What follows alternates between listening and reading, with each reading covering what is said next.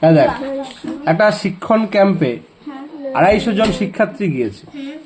তাদের 28 দিনের জন্য খাদ্য মজুত আছে। কত দিনের? 28 দিনের জন্য। শিবির চলার 17 দিন পর আরো 25 জন নতুন শিক্ষার্থী ক্যাম্পে এলো। তাহলে কি আরো 25 জন নতুন শিক্ষার্থী ক্যাম্পে এলো। এখন ওই খাবারে তাদের কতদিন চলবে? তাহলে কি বলেছে যে একটা শিক্ষণ ক্যাম্পে 250 জন শিক্ষার্থী ছিল, তাদের মধ্যে 28 দিনের খাদ্য মজুত ছিল, মানে 250। তাহলে দেখতে হবে উপর জন, হ্যাঁ, বা জন, আর দিকে দেখতে হবে দিন। হ্যাঁ, তা কতজন? না 250 জন, আর 28 দিন দ্বারা। আর বলেছে চলার পর 17 দিন পর, 17 দিন পর, তাহলে 28 থেকে 17 বাদ দিতে হবে। ঠিক আছে, তাহলে সেই দিনটা দিনের নিচে লিখতে হবে। ঠিক আছে, দিয়ে আরো 25 জন নতুন শিক্ষার্থী ক্যাম্পে এলো। আরো 25 জন এসছে, মানে 250 জন ছিল, তার সাথে আরো 25 জন, মানে 250 সাথে আরো 25 যোগ করতে হবে। তাহলে এখন ওই খাবারে আর কতদিন চলবে?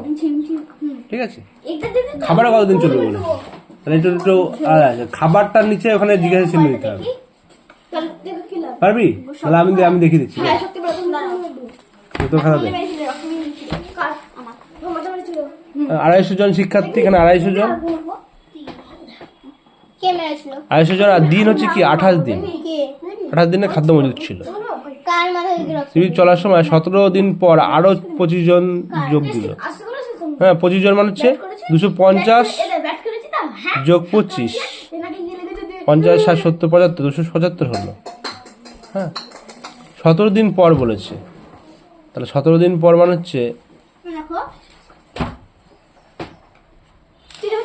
মানে 17 দিন হয়ে গেছে, তাহলে 28 থেকে 17 আমাকে বাদ দিয়ে দিতে হবে।